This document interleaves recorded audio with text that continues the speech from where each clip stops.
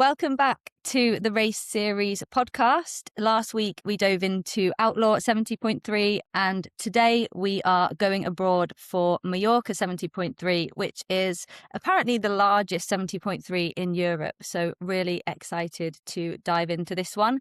I actually haven't raced on this course, but I have ridden this course a number of times and been out in Mallorca on training camps. So really looking forward to getting out there and experiencing it on race day. And I know you've done this one before, Kirsty, last year, haven't you?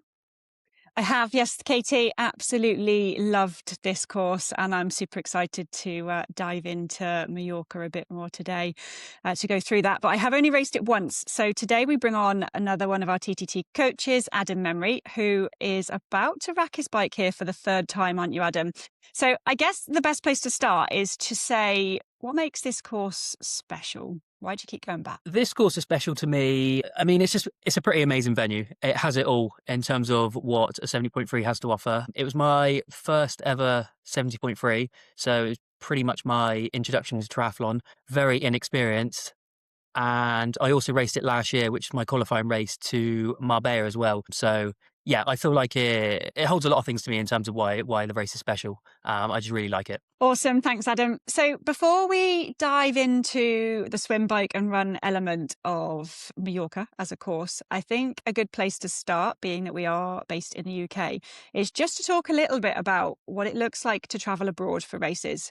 So Katy, what advice have you got for people that are traveling to their first European or race abroad? So I'm actually very fortunate in that I'm going out a little bit earlier to this race. So I'm actually traveling on the Monday. So if you're arriving a little bit earlier, I would just say use that time just to really get a feel for where everything is, where registration is, walk down to the swim start, see where you're going to be getting in on race day. We at Total Tri also organise a practice swim for athletes to come and get used to the course as well. So I would definitely say just get in the sea, get a feel for your wetsuit. A lot of us in the UK have maybe been in open water once or twice this year because it's cold in April, getting in open water. So just remembering what it feels like to swim in your wetsuit and get confident there. And it can be, obviously going abroad, it's nice, it's sunny. I think it can sometimes be tempting to want to sit outside and sunbathe. But I would say do just not spend too much time in the sun. Obviously, you might want to get out and do a little shakeout run, check your bike and do a little spin on your bike, but just try not to spend lots of time sitting outdoors, getting dehydrated. Make sure you're just giving yourself some recovery from travel. If you're arriving a bit later, you might be arriving maybe Thursday, Friday. Just make sure, again, you get and register nice and early, rack your bike and just give yourself a bit of downtime to recover, get some fuel in and get settled so you kind of know what your plan is ahead of race day. Absolutely. Thank you, Katy. So let's dive into the swim then, Adam. What can you tell us about the swim course? I know Katy's got the map to show here, but let's start there. Yeah, so good swim, fast swim. It usually comes up short, so that always gets my approval. It's a very easy to navigate course, straight out and back. I would say there's no more than 100 meters at the far end. So it's 900 meters out, 100 meters between two buoys, and 900 meters back. The first 50 meters entrance and exit is very shallow, so you can gain a lot of time there.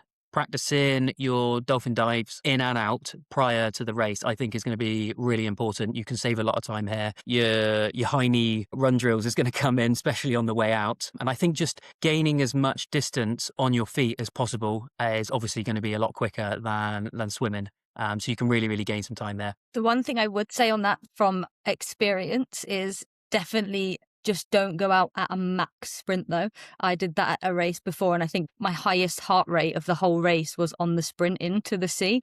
So you want to be running, moving a bit quicker. Like you said, Adam, you can make up time there, but don't go out as if you're doing a 100-meter sprint, especially if it's your first 70.3 maybe. You just don't want to be spiking your heart rate too much in those first 10-20 seconds of the race. And for people who haven't swam in the sea before, is there any difference they'll feel swimming in the sea compared to a lake, would you say? I think visibility is going to be a factor. There'll be a lot of people around you, so it depends on your experience with other swimmers around you. Obviously, the taste is very different. No one likes that. I think expect to consume at least a little bit of seawater throughout the swim. It does get a bit choppy. There is arms and legs kicking water around when you're turning. Obviously, sun is another factor as well. I can't remember exactly experiencing visibility issues with the sun, but ultimately it can happen. Depends on which time you decide to enter the water, which pen you're in, etc. So that's definitely a factor. Tinted goggles could be an option to consider. And I think what you mentioned there about the self-seeded starts, actually, considering it's one of the biggest 70.3s in Europe, actually is super well organised. It is a self-seed start off of the beach. I didn't feel at any point that the entry into the sea was too congested.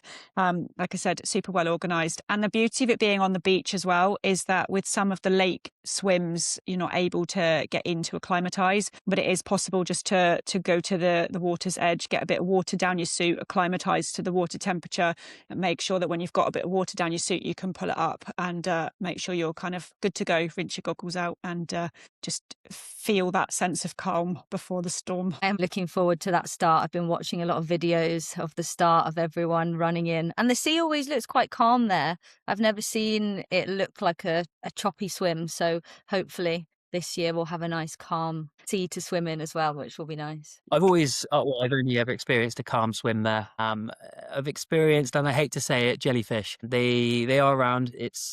You get a lot of storms around that time, and it does bring in the jellyfish. The first year I raced it was pretty bad for it, but luckily by the time I had gone in, they'd nicely dispersed out my way, and I had a nice free swim. I remember the swim feeling rapid as well. You know, I'm not a particularly fast swimmer, so I don't ever feel necessarily a differential between how fast I am traveling, because my swim feels like my swim. But actually getting out and seeing the time on the clock, there's definitely some assistance in that swim course, because it was definitely one of my faster swims. Yeah, for sure, as it was mine as well. I think it definitely comes out about 100 metres short. Yeah, and obviously, with it being a straight out and back, you get the flow of the traffic with you. If people are turning less, that obviously helps the individual and obviously the people around you. The draft has a big effect on courses like that. So the swim might be short, but one of the things I have heard about Mallorca 70.3 is that the transition is long. Is this true? Yeah, they certainly make up for it in transition. I would say there's about 4 or 5 bike widths of transition racks, and it must stretch 800 meters. It's a long run, a very, very long run. Running that hard is going to make hard work of the first bit of the bike. You want to really control the heart rate.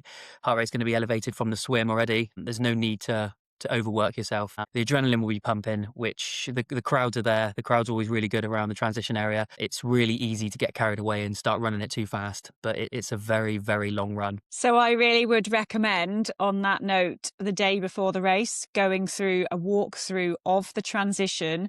And as silly as this sounds, but it's something we hear every single year, is find a fixed point in which you can track where your bike is going to be. So obviously you'll have a number or a letter, or a letter and a number that you know which row to run down. But there is no point in saying I'm next to the purple sparkly bike, because if the bike's not there when you get into transition, then you're lost. So find a fixed point, whether it be a tree, a building, a gazebo, something you know is going to be there when you get into transition, so that you've got something that's a bit more obvious as a marker to help you, because transition and the size of it, like Adam said, it is huge and can feel overwhelming when the heart rate is already running high and you're trying to get your wetsuit off and get into T1 from the sea. At least you've got a long time to get your wetsuit off. That's the thing. All of that's been and done, because you get to obviously the change area first, and then obviously you start the whole of the transition. So it's the run to your bike or the running with your bike to bike start, transition exit. Okay, so the bit from the swim to the change tent is quite short, but it's then the bit with your bike that's quite long. Yeah, I can't remember exactly. Probably 200 meters. I mean, that just seems like a long way. It might be less. I don't know exactly. And this is like what Kirsty said, go check all of that area out. Know the period of time you've got from the swim exit to the changing tent, all the benches. And if you can get your wetsuit off in that time, or at least down to your waist, then great. And then you could do the rest of it there. That's really good to know. And then we're out onto the bike course, the famous bike course of Mallorca.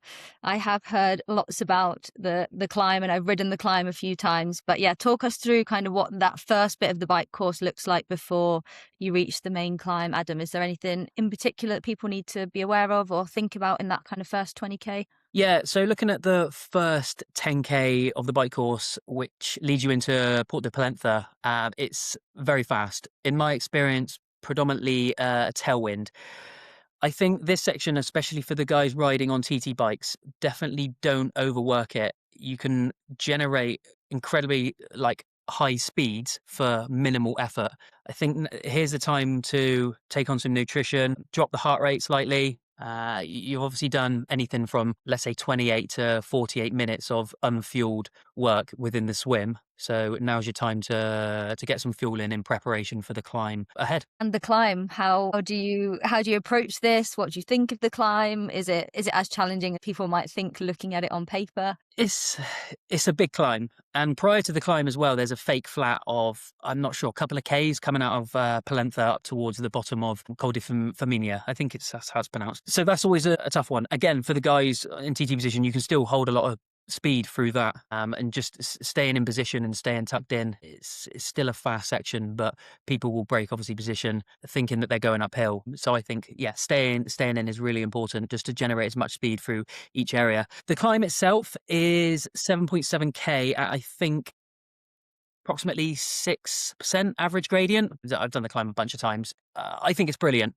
Consistent. It's not too hard. The corners are not steep, and it's nice open. I feel like it can get busy for certain people, so be aware of who's around you when you're going around the corners. None of the hairpins, and I wouldn't really argue that they're hairpins at that stage, that sharp. So you do have a lot of space, but there's going to be a lot of people around you. I second that, what Adam has said, and I think as an athlete who's a lot further back in the pack from Adam, I will firstly say I was out in Mallorca last year enough days prior to the race for Adam to actually take me out on a recce of the climb. So we actually rode it a few days before the race, which was lovely because firstly, it could put my mind at rest that, like I said, the gradient isn't too steep.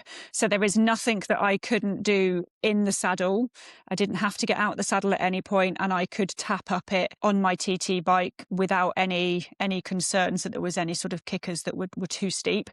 And secondly, the descent did worry me. And I think what played on my mind was being such a big race that maybe the congestion on the switchbacks, if you're not a particularly fast descender, that I would be struggling with the sort of traffic of bikes overtaking me. Let's not forget, obviously, we're on the other side of the road as well. But I can honestly say, considering the scale and size of the event, I have never ridden a 70.3 course where everybody has been so friendly, left me so much space, championed the other athletes. It was an absolutely incredible atmosphere. I loved the climb to the point actually that I think if I raced it again, I'd probably give it a bit more welly on the climb. I think I was probably a bit conservative because you really do make up for it on the descent. You can just cruise down, smile, and it's beautiful, isn't it, Adam? Yeah, it really is. I think it's definitely a climb that's big enough to take with caution. And that's obviously why I mentioned fueling in the first bit, because it can take you anything up to 40 minutes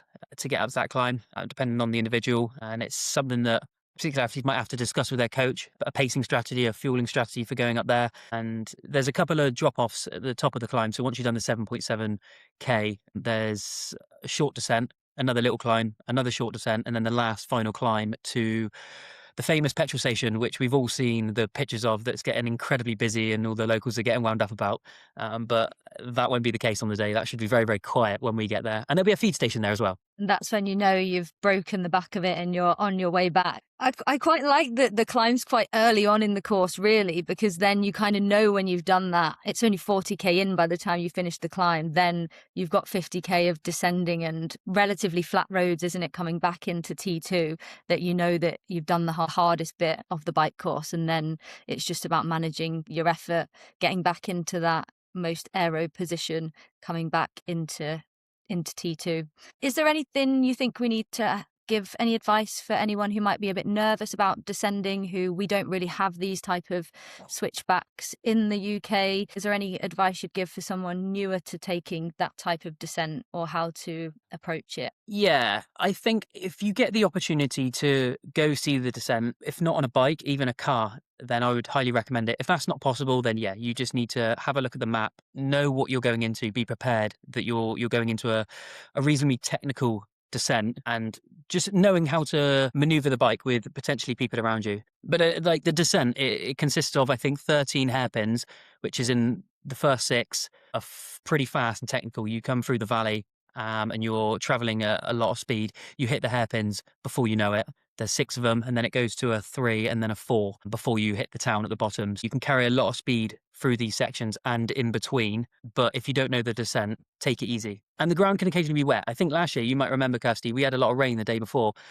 And when I hit the bike course and all the descent as well, the ground was still a little bit wet. It was becoming very humid where it was drying out as well. That was noticeable. And you have to take that a little bit careful, take that into consideration. You can't take cornering as hard. You can't use as much of the road. There's wet patches on the floor. So it's something to consider. I think for me, to add to that, I would say, if you just take the descent at your own pace and do you.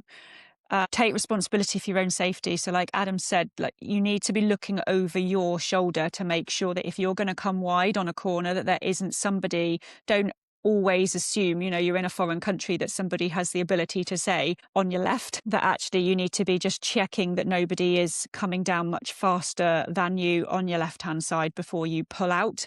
And the other thing, just a little tip that might help for those people that are nervous on the descent, is if you are able to upload the GPX map to a Garmin computer, obviously having the map in front of you on the descent, it will show the line of what's coming. So you'll be able to see the direction of the corners, where the hairpin bends or the switchbacks are, and it just gives you a little bit of insight into, okay, I've got a straight bit here, I can let the brakes off if you're like me for a stretch of road before you hit the next corner. Yeah, you'll smell the brakes as you're approaching the hairpins.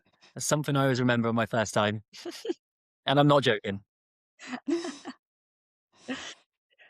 I guess the one other thing we do need to consider a little bit more when racing abroad and in Mallorca, and you spoke about this a little bit, Adam, is the weather. And it could be cold, not cold, but it could be cold for Mallorca, 20 degrees and rain, or it could be 27 degrees and really hot. So is there anything you think people should do differently depending on the conditions? I know you spoke a little bit about the bike course, but in terms of fueling, perhaps, is that a consideration as well? Yeah, wear your sun cream.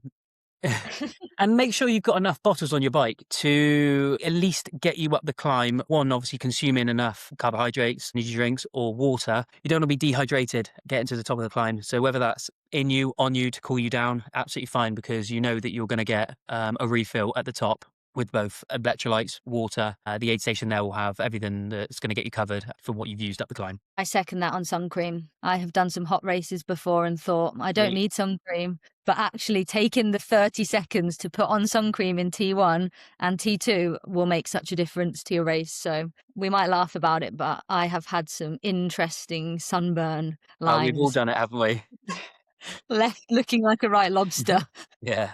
And you don't feel it in the wind, do you? The wind, you're moving at such a speed, but it does, that's how you catch it. Okay, let's move on to the run then. So talk us through the run course. I suppose I would start by saying it's epic in terms of support. I mean, helped by the fact that we always have a massive TTT contingent out there. So I don't remember a single corner of the course that I could go past without somebody in pink and blue screaming at me in the moments where I wanted to walk. But it is just, the streets are lined all along that seafront. There is just cheering, spectating in the bars. Like, they really know how to throw a party, don't they?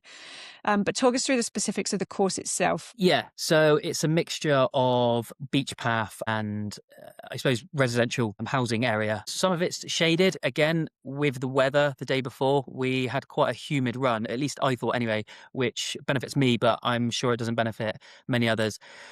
Like you say about the spectators, it's perfect for spectators to see their athletes or the athletes to see their families and friends, etc. It's really good to get splits because the spectators can run in between the sort of housing estates, the alleys, and get to you at each point, and they can see you 4 times each lap. It's a 3-lap course of approximately 7K, I guess. And yeah, it's pretty simple. There's minimal turning. You go over a bridge, a small sandy area into a bridge, which is very tough on the last lap. It stings the legs. But other than that, it's minimal turns. It's quite straight roads. The corners are wide.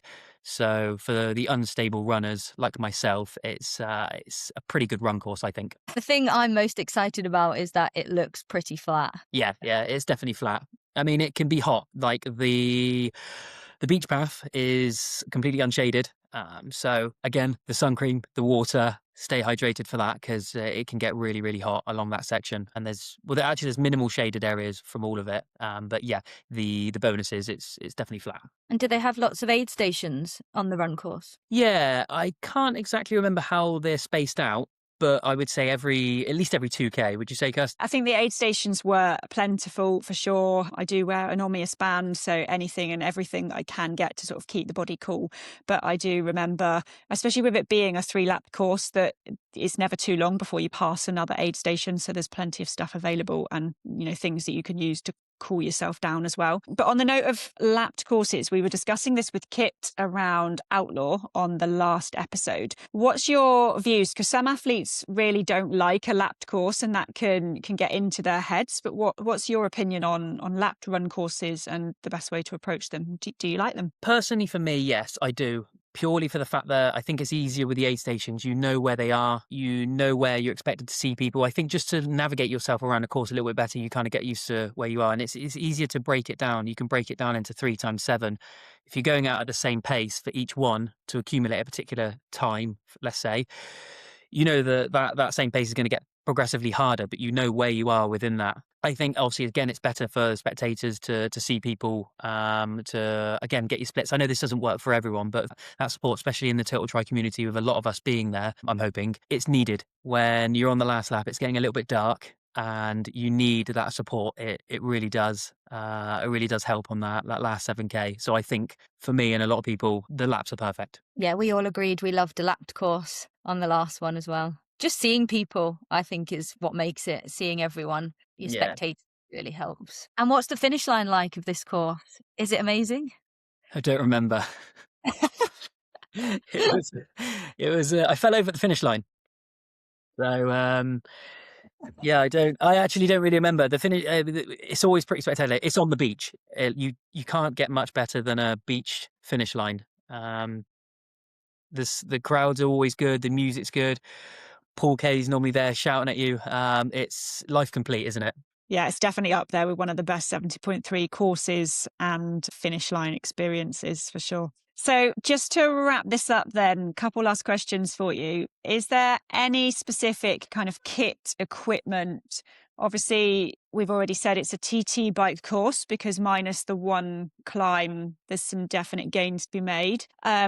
Anything else that you sort of recommend to athletes that might be considering what to pack and what to take with them? I think I could go on all day about the stuff that could make you quicker on the bike. I would definitely recommend packing for bad weather conditions. It's unlikely, but we all know it can definitely happen. So gilet, potentially even arm warmers. You are going to climb quite high. It's expected to be a little bit cooler at the top of the climb than it is at the bottom, or especially at the seafront. So take that into consideration. And the bike course, as we know, is fast apart from the climb and the descent. Either side of that is completely flat.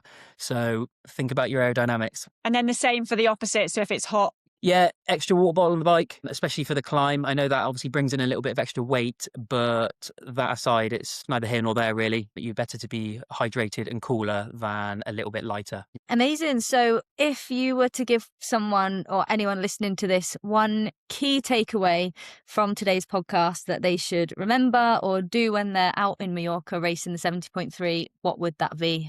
So my absolute number one takeaway would be to race in the moment that you're in and take in the environment around you, because it is one of the most spectacular bike courses on the Ironman circuit. So when you get to that climb, keep in mind the petrol station that Adam had mentioned. That would be my takeaway. When you get to the top of that climb, you hit the famous petrol station, you can refuel, you know the hard work is done, you can enjoy the descent. But yeah, absolute number one rule is just look around, remember where you are and take in the atmosphere of what is an absolutely epic race. I think you've sold it to me, Kirsty. I'm very, very excited for race day, and same with Outlaw. myself and Adam will be there in Mallorca along with loads of the Total Tri gang. So look out for the pink and blue. I'm sure there'll be lots of support on course, and we look forward to coming back next week where we'll be diving into, I think, Bolton 70.3 next, and we'll see you then. See you next time. See ya.